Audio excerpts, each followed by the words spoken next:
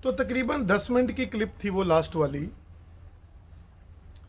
अब PL 680 का unboxing करते हैं और इसमें से जो डिफरेंसेस हैं उनके ऊपर तवज्जो देंगे, बाकी चीज़ों के ऊपर टाइम वेस्ट नहीं करेंगे। तो सबसे पहले ये खोला और इसके अंदर दोस्तों इस प्रकार का पैकिंग रहता है। तो चलो एक एक करके मैं पैकिंग का सामान आपको दिखाता हूँ। सबसे पहले उसी प्रकार की एक PL 680 की मैनुअल है और ये इसका हाल देख रहे हो आप दोस्तों। जब मेरे पास ये पार्सल आया तो इंडियन कस्टम वालों ने इसका इतना ज़्यादा बुरा हाल किया कि मेरी इस किताब को ऐसे डाल के ऊपर टेप लगा दी और ये उसी टेप का नतीजा है कि मैं उसको क्लीन नहीं कर सका। एक प्रोडक्ट की कितनी सेंटीमेंटल वैल्यू किसी बंदे को हो सकती है, ये कस्टम वालों को जिस दिन अकल आ जाएगी ना तो बहुत बढ़िया होगा। मेरे को ऐसे लगता है कि हिंदुस्तान के जो अगर कोई मेरा ये वीडियो देखे तो कस्टम वालों की एक क्लास लीजिए कि जब पैकिंग आती है किसी कस्टमर की या कोई अंदर माल आता है इंडिया में तो थोड़ा सा ना उसको संवेदनशीलता के साथ चेक किया करें। तो उसी प्रकार से इसके अंदर भी वही सारे पेजेस हैं और इसमें भी वही 25 पेजेस हैं, कोई उसमें डिफरेंस नहीं। उसके बाद में इसके अंदर जो ये निकलता है, अब सबसे पहले देखिए इसका जो लुक है इसके जो कवर का वो बहुत ही बढ़िया है दोस्तों। ये बहुत उसको प्रीमियम लुक देता है। तो ये 660 पे भी जा सकता है और 680 पे भी जा सकता है और अनफॉर्चुनेटली मेरे पास ये सिर्फ 680 के लिए है। मैं कोशिश करूँगा कि अपने PL 660 के लिए भी इस प्रकार का एक बनाएं। पर एक चीज़ इसकी ध्यान देने वाली है दोस्तों, इस साइड से और इस साइड से प्रोटेक्शन नहीं रहती। तो ये आप पे डिपेंड करता है और बहुत सारे बंदों को ये वहम है कि ये यहाँ से खुलता है, यहाँ से नहीं खुलता है। ये दोस्तों यहाँ से खुलता है, पीछे से खोलने के बाद इस प्रकार का आपको ये नज़र आता है और बहुत ही अच्छी इसके अंदर इसकी सेटिंग रहती है। यहाँ एक लॉग रखने के लिए, कुछ पेज रखने के लिए आपके पास ये जगह बनी हुई है और इस प्रकार का ये कवर है। रेडियो के बारे में 2 मिनट बाद बात करते हैं। अंदर वही सारा सामान है जो अभी हमने देखा, वही टेक्सन के 4 सेल, वो देखिए वही एंटेना। हेडफोन में कोई डिफरेंस नहीं है और उसी प्रकार का adapter 6.5 volt DC 250 milli ampere और सेम समस्या। पैकिंग को देखो यहां से आप, इसमें भी ये जो इसकी टांगे हैं ये ऊपर से उसके अंदर मूरा करने को उतावली रहती हैं। अब मैं इसको बंद कर रहा हूं आपको रेडियो दिखाने के लिए।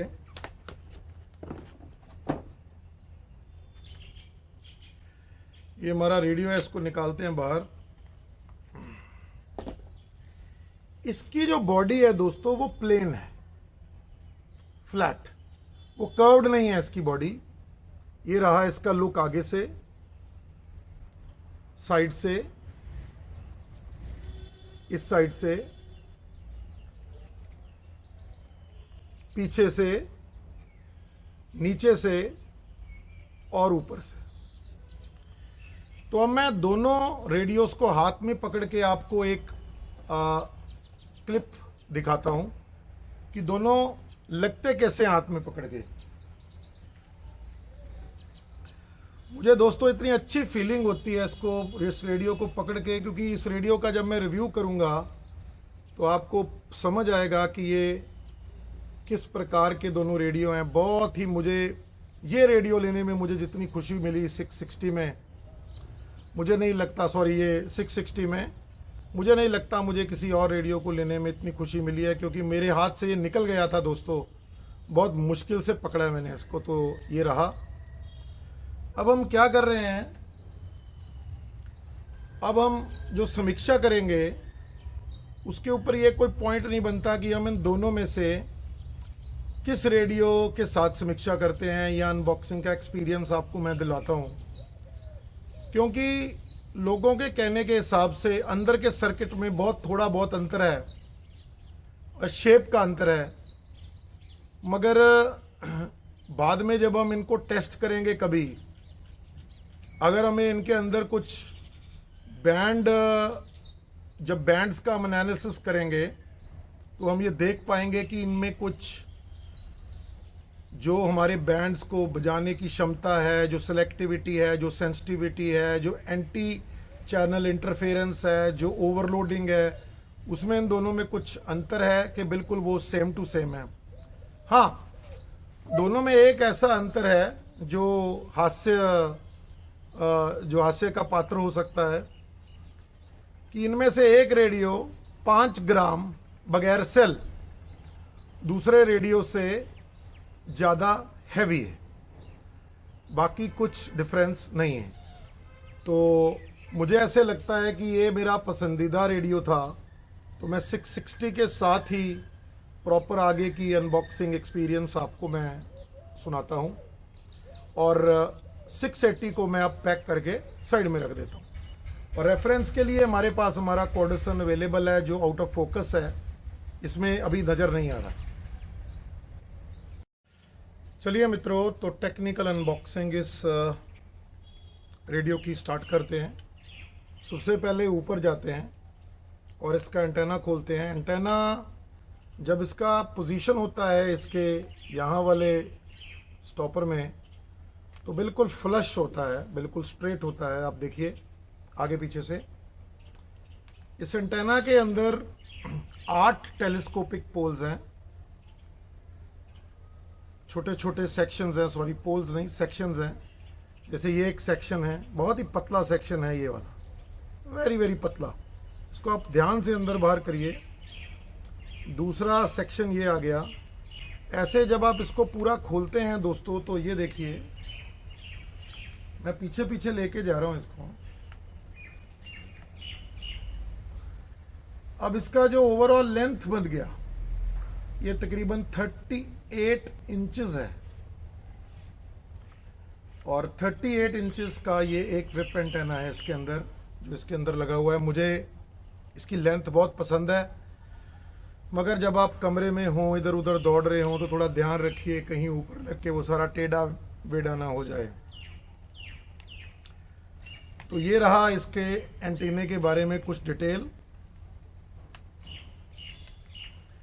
एंटेने को आगे कंटिन्यू करते हैं।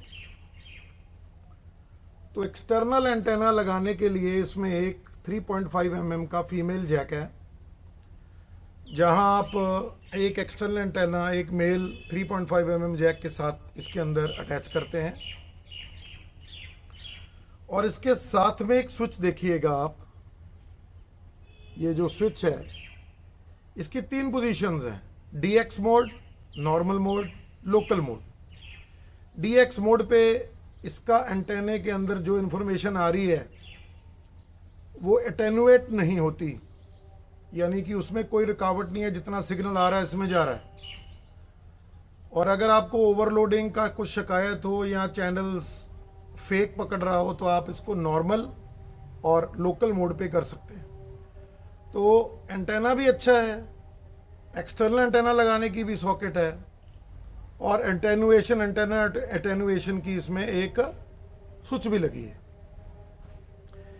इसके अलावा जो इसका एंटेना है वो FM और शॉर्टवेव इसके ऊपर काम करता है। मीडियम वेव के ऊपर इसी होल के साथ काम होता है कि नहीं होता, उसका मुझे आइडिया नहीं है। ये हमारी गांव की मस्जिद है, जहां से अभी दिन में जो 3-4 बार ये मस्जिद में सारे मुस्लिम भाईचारे के लिए जो बोलते हैं वो भी बोल रहे हैं। तो इसकी गरिमा को रखते हुए मैं इस छोटी सी क्लिप को पहले पॉज करता हूं, और जब मस्जिद से आवाज़ आनी बंद होगी तो मैं इसको चालू करूंगा दोस्तों। तो इसमें मीडियम वेव के लिए एक इंटरनल फेराइट है, और इसकी मीडियम वेव की परफॉर्मेंस बुरी नहीं है दोस्तों, बहुत अच्छी इसकी मीडियम वेव की परफॉर्मेंस है। इसकी PL660 और PL680 दोनों की बहुत अच्छी है। मुझे लगता है इसके अंदर जो फेराइट एंटेना है वो काफ़ी लेंदी है और बड़े मज़ेदार प्रसारण कैच होते हैं। शहर में फ़र्क है क्योंकि इलेक्ट्रिकल इंटरफेरेंस बहुत ज़्यादा है, मगर ऐसा गांव में नहीं होता है। तो ये इसके एंटेना के बारे में था। अब अगर इसकी यहाँ की ये देखें तो लैंडयार्ड काफ़ी अच्छा है इसका, ये अच्छा सा इसको कंट्रोल करके लगता है और मुझे पसंद है इसका लैंडयार्ड, लंबा भी है। बाकी इसकी जो यहाँ स्विचें आ जाती हैं वो आपको मैंने दिखा दिया कि ये एंटेना का एक्सटर्नल एंटेना लगाने की जगह है, ये एंटेना एंटेनुएशन है। और ये जो स्विच है दोस्तों, ये इसकी टोन कंट्रोल स्विच है। यहाँ तो ये बेस करता है उसको, और यहाँ ये ट्रेबल करता है। एक इसमें खास चीज है दोस्तों इस रेडियो में, टेक्सन के इंजीनियर्स ने पता नहीं क्या सेटिंग करके दी है कि आपको बेस और ट्रेबल के कंट्रोल की आवश्यकता ही महसूस नहीं होती, इतनी बैलेंस्ड साउंड है। तो टोन में थोड़ी आवाज़ ज़्यादा बढ़ जाती है और बेस में थोड़ी आवाज़ कम हो जाती है, मगर वो डीप इफेक्ट देती है। मैं पर्सनली बेस वाले स्विच को नीचे बेस पे रखना पसंद करता हूं, ऐसे करके।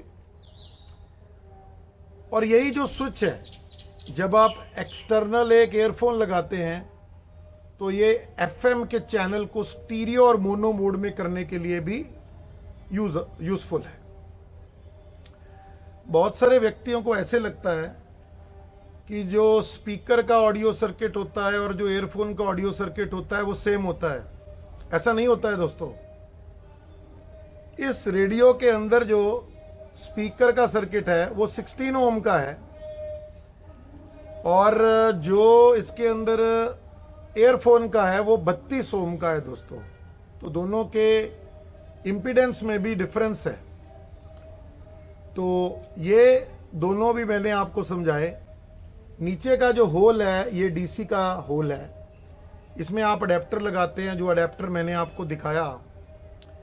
अब मैं अडेप्टर और बैटरीज की बात करूंगा दोस्तों। वो अडेप्टर ठीक है जो साथ में आता है, परंतु वो बॉक्स को डैमेज करता है। तो मेरी कम से कम हिंदुस्तान के यूज़र्स के हो तो ये कहना है दोस्तों कि आप अगर ये रेडियो को मंगवाएं तो आप इसके साथ जो डिफ़ॉल्ट अडेप्टर आता है वो मंगवाएं। मैं आपको वो दिखाता हूँ। मेरे पास एक और रेडियो आया था दोस्तों जिसके अंदर से ये अडेप्टर निकला। ये देखिए, ये इसका डिफ़ॉल्ट अडेप्टर है, और ये इसकी जो टांगे हैं ये ऐसे बाहर आ जाती हैं। तो इसके लिए आपको पता है कि ये स्क्वायर टाइप है, हमारे यहाँ गोल होती हैं। तो आप इसका एक अडेप्टर लेके इसको लगा दीजिएगा।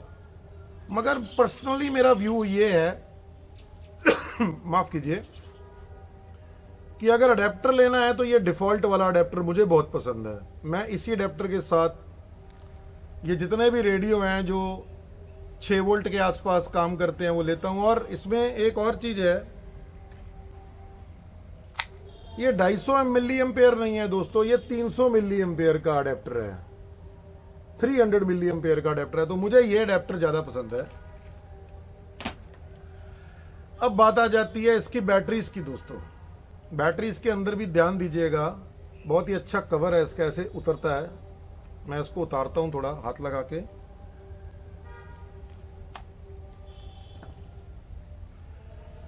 तो इसके अंदर मैंने 4 रिचार्जेबल सेल्स डाले हैं। इन सेल्स के बारे में किसी दिन बाद में बात करेंगे।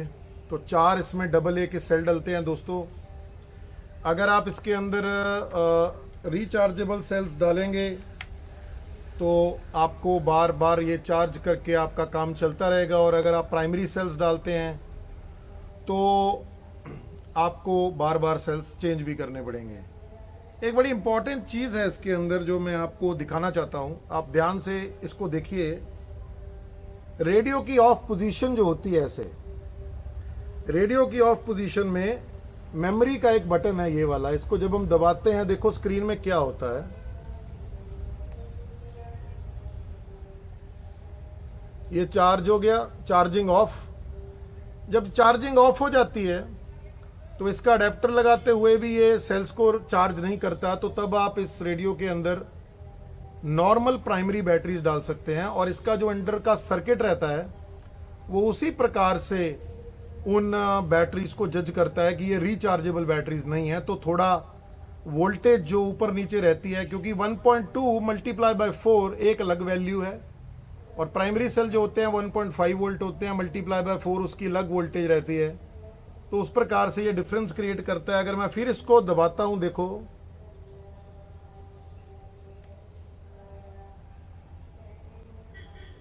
अब चार्जिंग इसकी ऑन हो गई है दोस्तों।